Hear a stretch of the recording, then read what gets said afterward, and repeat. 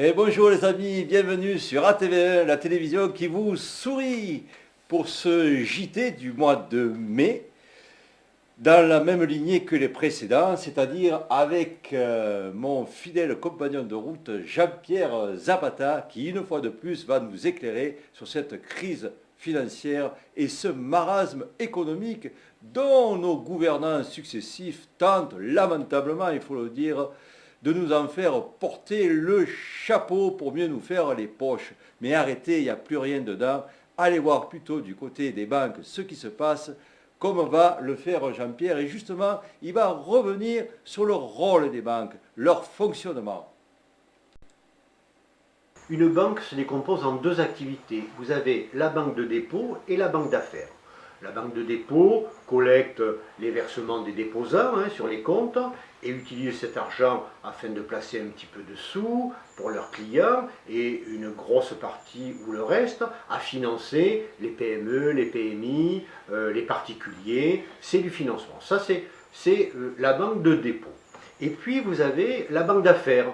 Elle, la banque d'affaires, elle a ses fonds propres, parce qu'une banque, elle gagne d'argent, elle gagne de l'argent, c'est bien normal, on n'a qu'à voir le prix de leurs prestations. La banque d'affaires, eh bien, elle spécule, elle est là pour gagner de plus en plus d'argent, c'est son métier. Donc, banque de dépôt, banque d'affaires. Bon, très bien, Jean-Pierre, ça me va, dans la mesure où ces deux entités n'interfèrent pas l'une sur l'autre, qu'elles agissent séparément. Est-ce bien le cas ? Normalement, ces deux activités doivent être particulièrement séparées. Or, il s'avère que depuis bien longtemps, et surtout depuis 1973 ou après la guerre, ces activités sont complètement mélangées. D'où les problèmes que cela pose, que cela peut poser, quand ça engage les capitaux des déposants dans des opérations de spéculation extrêmement risquées, avec des valeurs titrisées, des subprimes, etc., eh bien ça pose de graves problèmes. Problème que nous avions déjà invoqué lors d'un précédent JT, un des premiers. Vous pouvez les consulter en archive. Nous faisions référence à la crise des subprimes. L'État avait renfloué nos banques privées qui avaient fait faillite à hauteur de 445 milliards d'euros tout de même. Donc, mon cher Jean-Pierre, les problèmes, on connaît. Oui, alors les problèmes, d'abord, il faut savoir que quand vous déposez de l'argent, vous avez à peu près, la banque, vous déposez 1000 euros, elle met 7% de côté, c'est la loi qui l'impose, 7 ou 8%, le reste c'est une reconnaissance de dette. Donc ça veut Ah, alors là, mon Jean-Pierre, je t'interromps, excuse-moi, mais ça vaut le coup de s'arrêter. Vous avez entendu, quand vous faites un dépôt dans votre banque, eh bien, pour 93%, c'est une reconnaissance de dette que vous signez. Mais ça, ils ne vous le disent pas. C'est écrit en toute petite ligne, vous ne le verrez pas. Ça veut dire quoi, ça? Rappelez-vous l'appel de Cantona quand il disait à tout le monde d'aller retirer son argent. Eh bien, imaginez que pour une raison ou pour une autre, il y a panique boursière, je ne sais pas quoi, et tout le monde vient retirer son argent. Eh bien, la banque n'a pas les liquidités. Et la loi lui donne la possibilité de n'avoir que 7 à 8%. Ils sont dans leurs droits. Pourquoi ils n'ont pas cet argent? C'est pas normal. C'est parce qu'ils l'utilisent à d'autres fins. Et là, Jean-Pierre, il va continuer son explication. dire que sur 93% de votre argent que vous déposez, elle peut l'utiliser à des opérations de pure spéculation extrêmement dangereuses. Quand on en revient au problème de 2008 et au problème de subprime, eh bien voilà, des milliards investis dans ces produits dérivés, ces produits titrisés, on y reviendra peut-être un jour, on vous expliquera ce que c'est, et quand ça s'effondre, eh bien tout s'effondre et votre argent part en fumée. Le problème, il est essentiellement là. Si les activités de la banque ne sont pas séparées, eh bien la banque vous fait prendre avec votre propre argent, sans que vous le sachiez vraiment, des risques inconsidérés jusqu'à la faillite et jusqu'à ce qu'on vous tape encore de l'argent au niveau, c'est l'État qui va les renflouer. Donc la séparation de leurs activités est impérative. Voilà, je pense qu'il fallait passer par là pour bien comprendre ce phénomène. Donc séparation des activités, si mes souvenirs sont bons, le candidat François Hollande, pendant son discours du Bourget, en avait fait sa priorité, ainsi que tous ses amis qui sont devenus ministres par la suite. Donc, qu'est-ce qu'il en est advenu de cette promesse, Jean-Pierre? Alors, grâce à Hollande, Moscovici, pendant la campagne électorale, donc c'était même l'article 7 du programme de François Hollande, eh bien, ça c'était très clair. Article 7, la séparation des activités bancaires, parce qu'ils avaient bien compris, François Hollande, Moscovici et les autres, ils avaient bien compris du risque, des dangers que ça représente. Donc article 7, nous, les ennemis, la finance est mon ennemi, disait François Hollande, et je vais commencer de façon impérative à séparer leurs activités. Extrêmement intelligent, ça a pesé, à mon avis, lourdement sur son élection. Mais forcément, hein, les Français, ce ne sont pas des imbéciles comme ils le laisseraient supposer. Quand ils votent, ce n'est pas pour le personnage, c'est pour le programme. Et alors, moi, ils me font bien marrer, nos élites politiques, quand ils sont à peine à 18% de sondage, ils ne se remettent pas en question, ils disent « Ah oui, mais vous comprenez, nous, de toute façon, on a été élus démocratiquement. » Eh bien, moi, j'estime que cette légitimité, elle peut être contestée dans la mesure où le programme pour lequel ils ont été élus n'est pas appliqué. Voilà, moi j'estime qu'on peut remettre en question le statut.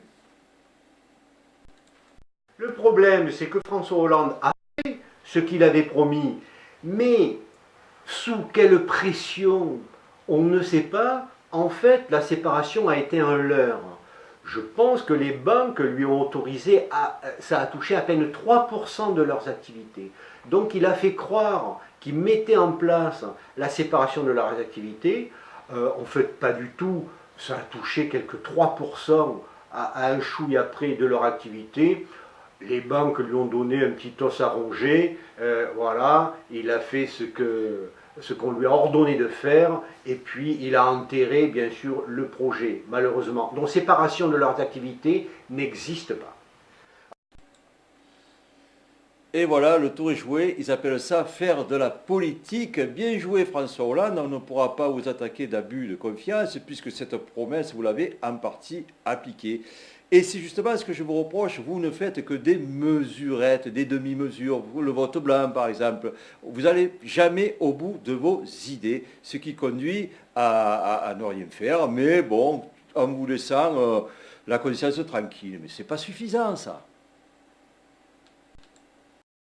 Alors, est-ce que c'est à cause de cet échec que François Hollande crée la banque publique d'investissement? Dans tous les cas, c'est extrêmement intelligent de le faire, parce que cette banque publique d'investissement peut servir à plein de points. Elle était destinée à financer les PME, les PMI, les particuliers de façon locale, d'accord, directement.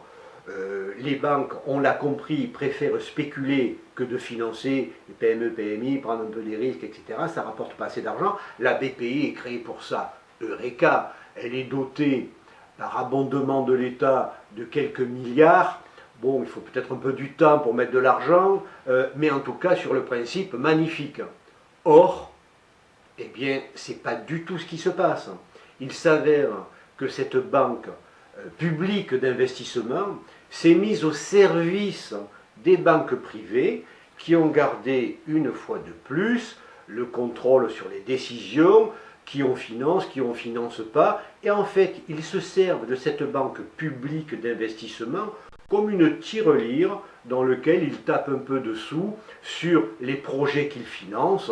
Eh bien, ils vont utiliser les quelques milliards qui sont dans cette banque pour venir compléter, et eux, ils en ont un peu moins à mettre, et ça leur permet de spéculer un peu plus.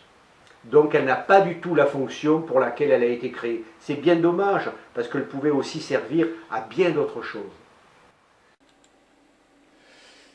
Et oui, c'est bien dommage. Encore une demi-mesure, une mesurette. Alors ça tombe bien pour l'anecdote. La dernière fois, j'étais en reportage sur l'inauguration d'un groupe d'ingénierie.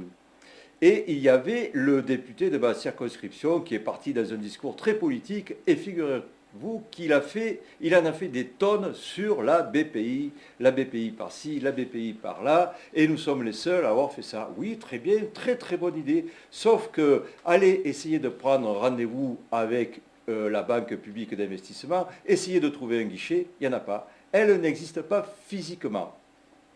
Bon, ceci dit, Jean-Pierre, est-ce que néanmoins les quelques petits milliards qu'il y a dedans, je crois qu'il y en a 1,5, 2, auront quand même boosté le financement des PME, des PMI?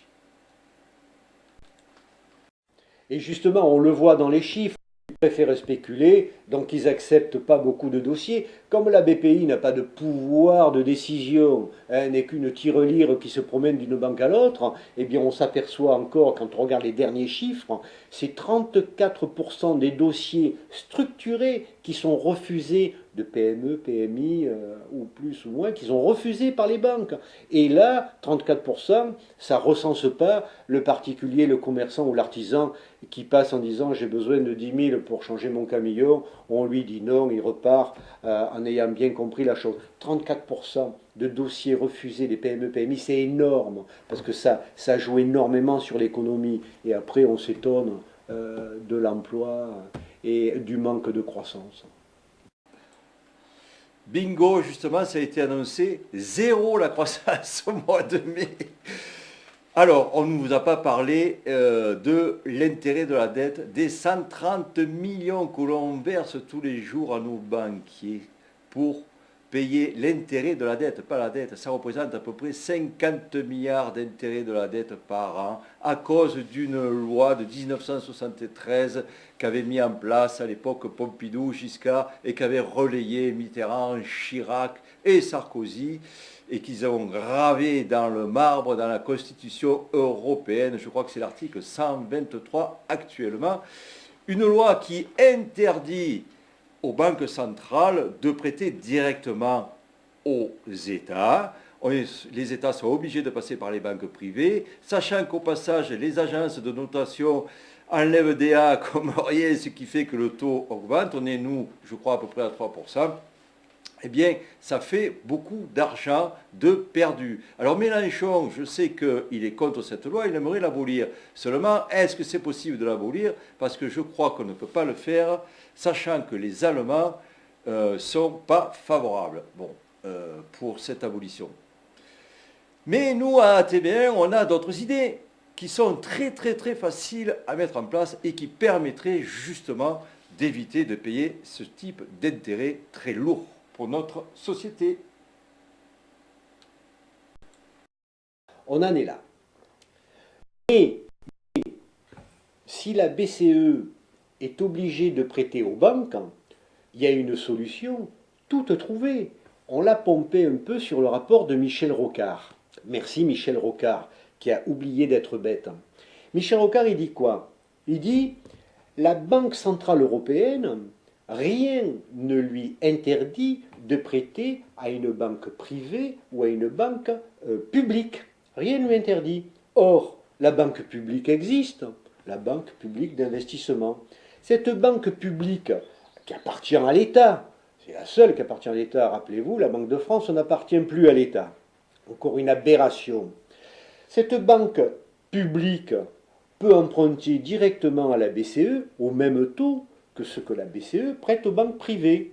Voilà, et reprête à l'État, bien sûr, un taux. Ça allégerait considérablement la dette, parce qu'on se refinance pour payer les dettes anciennes. Oui, donc vous avez compris, en passant par la Banque publique d'investissement, on aurait accès directement aux prêts à la Banque centrale, ce qui fait qu'au lieu d'emprunter à 3%, ça serait du 0,8%. Donc c'est pas négligeable. D'ailleurs, il va nous dire combien ça nous rapporterait, mon bon Jean-Pierre. L'économie serait considérable.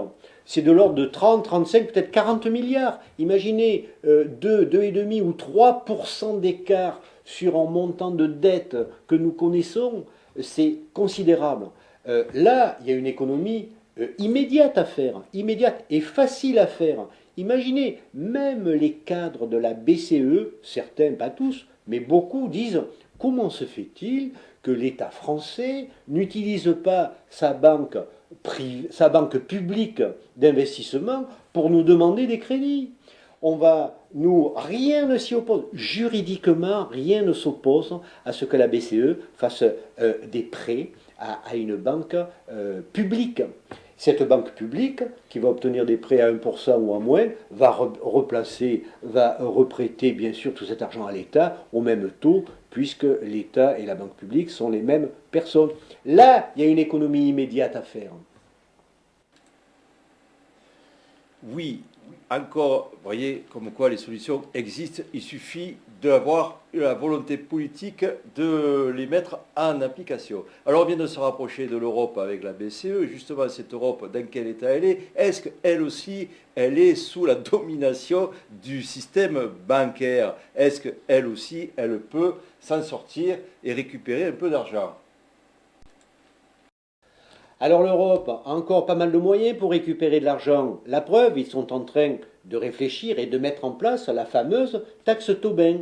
James Tobin, prix Nobel d'économie, qui en 1972 avait fortement recommandé de mettre en place, pour le bien de tous et surtout de l'Europe naissante, la TTF, la taxe sur les transactions financières. C'est quoi cette taxe sur les transactions financières? Eh bien, ça porte, c'est 0,1% qui s'applique sur toutes les transactions d'actions et les transactions d'obligations, et 0,01% sur tous les produits dérivés. Alors peut-être parce que les produits dérivés représentent 85% des transactions financières, donc est un petit peu plus élevé. Eh bien, figurez-vous que mardi dernier, les ministres de l'économie et des finances de l'Union européenne ont adopté cette TTF. Avec Max, on avait du mal à le croire et c'est signé. Oui, du mal à le croire, oui, je confirme, on va en reparler de ça. Donc, vous avez bien compris, 0,1% sur les transactions concernant les actions et les obligations, parce que c'est la petite partie des transactions des banques, et 0,01%, ça ne fait pas beaucoup, ils auraient pu mettre 0,1% là aussi, hein. Bon, sur les produits dérivés. Bon, très bien. Alors, combien ça va rapporter ça, Jean-Pierre? Alors, imaginez-vous, ça va rapporter quand même 34 milliards. 34 milliards à l'Europe, comme ça, surtout que 0,01%, ça ne va pas coûter cher aux banques, avec ceux qui prennent, hein, au passage. Bon, alors, je t'ai dit que j'étais pas très confiant, j'avais de la peine à le croire. Alors, je sais que déjà, les banques ont une parade, s'ils déplacent leur siège social à Londres, merci l'Angleterre, ou au Luxembourg, merci Luxembourg, ils échapperaient à cette taxation, à cette TTF. Bon, mais à part ça, ça m'étonnerait qu'ils n'aient pas trouvé une autre parade aussi, ou qu'ils n'aient pas négocié quelque chose, ou qu'ils n'aient pas trouvé de contrepartie. Tu es sûr qu'on peut empocher 34 milliards, ça serait déjà pas mal. Et malheureusement, les banquiers se sont fortement élevés contre cette taxe, on peut les comprendre, hein, bien sûr, aidés en cela par certains ministres des Finances, qui ne le sont plus aujourd'hui, mais tels que Pierre Moscovici, on ne l'a pas compris, alors qu'il tenait les banderoles contre la finance, qui, en été 2013, eh bien, fait un rétropédalage énorme en dénonçant le côté excessif de cette commission, de cette taxation. On n'a pas compris. Pierre Moscovici, merci. François Hollande n'a pas béqué. Donc il était probablement d'accord. Évidemment, les banquiers, avec quelques ministres des Finances européens qui tiennent ce langage-là, en ont profité et ils ont obtenu une fois de plus gain de cause.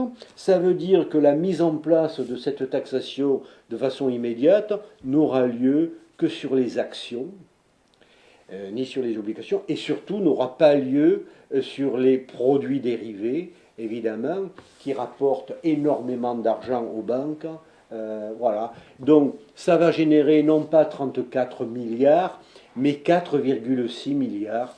Merci encore à la puissance financière, merci aux banques, on s'est bien fait avoir. Alors ils disent que les négociations vont continuer, on sait ce que ça veut dire que ça va tomber à l'eau. Et de plus, ces 4,6 milliards d'euros, eh bien, on ne sait pas comment ils vont être affectés. Hein, il faudra bien les suivre pour voir comment ils se sont débrouillés, les banquiers, pour que ça revienne dans leur giron, parce que c'est probablement ce qui va se passer. Ma foi, ils ont récupéré 30 milliards, aidés par quelques ministres, mais merci Moscovici. Ils ne veulent rien lâcher, ces banquiers. Je m'en doutais. Mais quand même, c'est extraordinaire qu'ils soient aidés en cela par nos propres gouvernants, quoi. C'est-à-dire que François Hollande, Moscovici, joue dans la cour, main dans la main avec les banquiers. Là, on n'y comprend plus rien. Ils jouent contre nos intérêts. Après, ils nous font les poches à nous. Et ça, ils ne s'en vantent pas. Eux qui sont prompts à faire de la communication là, sur la BPI, vas-y que je communique, c'est des mesurettes, mais ils communiquent à mort sur le vote blanc surtout. Mais là, silence radio, hein, sur les médias, on n'en entend pas parler. Ça, c'est tout en love deus. Ma foi, bon, écoute-moi Jean-Pierre, tu as été brillant, je te remercie. Là, on a très très bien compris pourquoi ça ne fonctionne pas, quelle est l'origine de cette crise financière et quelles sont les solutions surtout. Elles sont là. Allez, fais-nous le mot de la fin, ton petit bilan personnel. Donc aujourd'hui, à la veille des élections européennes, quand on fait un peu le bilan des 2 ans passés, bien sûr, on est extrêmement déçu parce que la séparation des activités des banques d'affaires et des banques de dépôt n'a pas été fait, vous l'avez compris, ça touche un peu 3%, on n'en parle plus, parce que la banque publique d'investissement ne remplit pas son rôle et en plus n'est pas utilisée pour obtenir des crédits auprès de la BCE à un taux qui allégerait énormément la dette, on ne sait pas pourquoi, parce que la TTF qui vient d'être votée avec l'aide de Moscovici et quelques autres, hein, eh bien, c'est encore de l'eau de boudin, puisque ça va toucher la transaction des actions et rien d'autre. Ma foi, je vous prie de croire que en ce moment, j'écoute particulièrement les discours des candidats européens et pour l'instant, j'ai pas fait mon choix. Bon courage. Eh oui, merci encore une fois Jean-Pierre de nous avoir éclairé comme tu l'as fait. Il faut savoir que Jean-Pierre et moi-même, nous sommes partisans de l'Europe, mais pas de cette Europe, hein. Il faut réformer l'Europe. Et on en a donné quelques pistes pour le faire. Et justement, quelle est la stratégie de com de François Hollande pour ces européennes, vu qu'il se retrouve aux oubliettes, le PS? Eh bien, qu'est-ce qu'il dit? Il dit, changeons-la l'Europe si vous voulez, mais gardez-la. Sous-entendu, si vous votez pour le FN, qui sont contre l'Europe, vous la perdrez. Il a raison. Il a raison. Sauf que, qu'est-ce qu'il attend pour la réformer, cette Europe? Nous, on le sait ce qu'il faut faire. On ne sort pas de l'ENA, on a donné des pistes. Et ils font que des mesurettes, des demi-mesures qui leur permettent de fanfaronner dessus, de dire moi j'ai fait ci, moi j'ai fait ça. Mais en réalité, c'est comme s'ils avaient rien fait. Mais ce qui est grave, moi ce qui me choque, c'est qu'ils sont main dans la main avec le système bancaire, avec la puissance financière. Jean-Pierre, il a dit qu'il vous parlerait des produits dérivés dans une prochaine émission et de la titrisation. Les économistes, ils disent en parlant de ces produits que c'est des armes à destruction massive. Vous savez que les banquiers, ils sont prêts à affamer des peuples pour faire de l'argent. Il y a des enfants qui meurent tous les jours à cause de ça. Tout ça pour faire de l'argent. Et nos dirigeants, qui ne sont pas les derniers à nous faire montrer les valeurs républicaines, ils sont toujours ça, le mot à la bouche, les valeurs de républicaines, eh bien écoutez, bonjour les valeurs quand on est main dans la main avec des gens qui sont prêts à tout pour gagner de l'argent.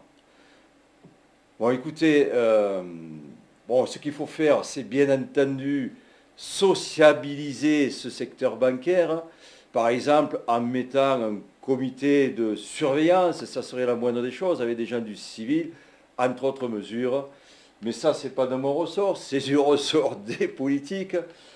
On a notre part de responsabilité, nous autres, parce que on n'est pas assez solidaires, ils en profitent, on se divise pour rien, on l'a vu pour le mariage homo, chaque fois, tous les prétextes sont bons pour se diviser, ici un gouffre dedans, ce qui fait qu'on n'a jamais d'autre choix que de voter ou le PS ou l'UMP, de temps en temps le FN vient là au milieu juste comme par feu en fait, mais on n'a plus de choix. Le vrai choix, c'est nous, il faut qu'on reprenne la main, mais nom de Dieu, on est plus nombreux qu'eux, qu'est-ce qu'on attend pour le vrai changement? Le vrai changement, c'est nous, il faut qu'on soit solidaires, et, parce que sinon c'est perdu. Je vais vous laisser les amis, hein, je vais vous faire un gros bisou. Je vous souhaite de beaux jours d'été. Hein. Je ne sais pas quand je vais faire le prochain JT, c'est quand même pas mal de travail. Je vais essayer d'en faire un au mois de juin. Je vous souhaite le meilleur. Et j'espère que ça vous aura servi à faire votre choix pour les européennes, si tant est vous allez voter. Allez les amis, soyez forts, gardez le moral et soyez solidaires.